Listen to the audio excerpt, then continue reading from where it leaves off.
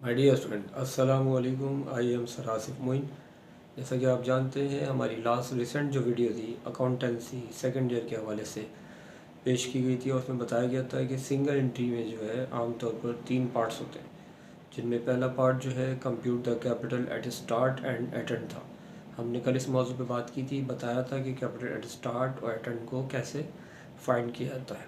जनवरी 1 और दिसंबर की 31 की लाइन में मौजूद दी गई अलग अलग रकमों की एक ही इंग्लिश होती है, यानी कैश जो है दोनों के लिए होता है, और अकाउंट सिल, फर्नीचर, प्रीपेड्स, ऑफिस सप्लाइज वगैरह वगैरह। इन तमाम इंग्लिश की जो है जो सूरत हाल होती है वो दिसंबर और जनवरी 1 के हवाले से यकसा होती है, लेकिन अगर अमाउंट की बात करें तो वो चेंज होती है। तो दोनों के हवाले से सबसे पहले मैंने बताया था कि करंट एसेट और फिक्स एसेट को ऐड करते हैं और फिर टोटल एसेट बनाते हैं, और टोटल एसेट बनाने के बाद कंप्लीट करके उसको हम लेस कर देते हैं लाइबिलिटीज़ से।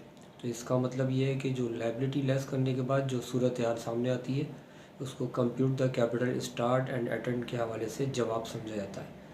तो कल की हमारी क्लास में हमने बात की थी, आज की क्लास में हम सेकेंडरी पार्ट 2 की तरफ जा रहे हैं और उस पार्ट का नाम है statement of profit and loss.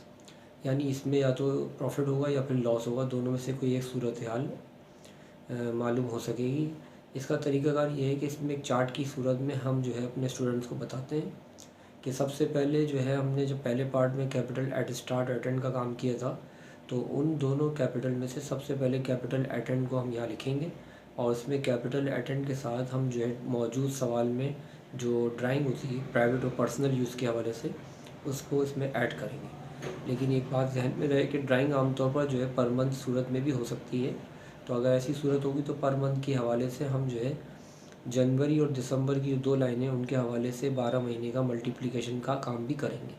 और अगर ऐसा हुआ कि एग्ज़ाम में जनवरी की एक लाइन है और एक लाइन जून 30 की है, तो ऐसी सूरत में जनवरी टू जून जो है वो 6 महीने काउंट होंगे। इस लिहाज से आप पर मंथ होने की सूरत में मल्टीप्लाई बाय 6 करेंगे। आम तौर पर देखा ही गया है, कॉमनली जो है 12 महीने का सवाल होता है, तो ऐसी सूरत में आप 12 महीने के हवाले से मल्टीप्लाई कीजिएगा, लेकिन देखिएगा ज़रूर।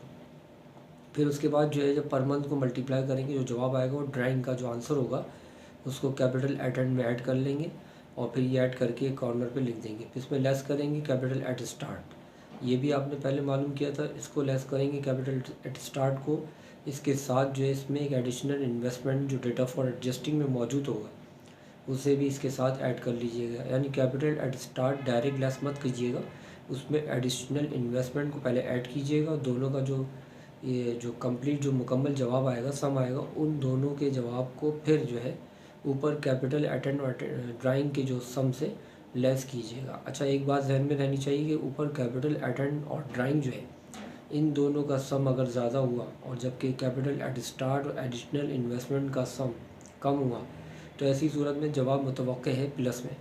तो अगर जवाब प्लस में मुतवक्के हो रहा होगा तो ऐसी सूरत में हम इसको अनएडजस्टेड प्रॉफिट फाइंड करेंगे।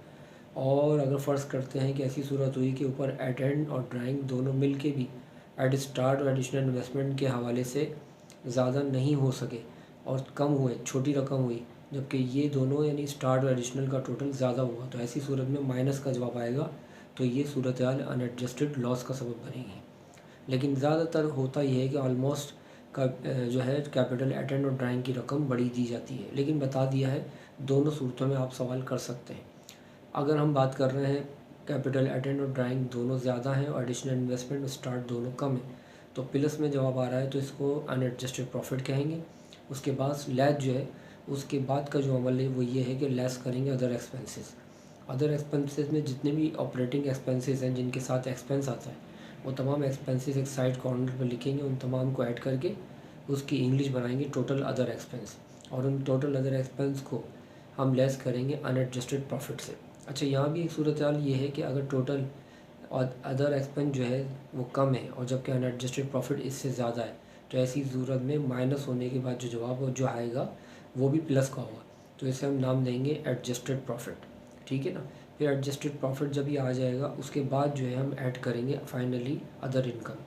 अदर इनकम में हमें 2 चीज़ें देखनी होंगी, एक तो ऑल प्रीपेड से और एक ऑल इनकम्स। अगर इनमें से दोनों में से कोई भी नाम डेटा फॉर एडजस्टिंग में मौजूद हुआ तो हम इनको जो है एक साइड में लिख के दोनों को ऐड करके फिर इसको फाइनली एडजस्टेड प्रॉफिट के नीचे लिखेंगे और उससे इसकी इंग्लिश बनाएंगे टोटल अदर इनकम्स और फिर इन्हें ऐड कर लेंगे एडजस्टेड प्रॉफिट से।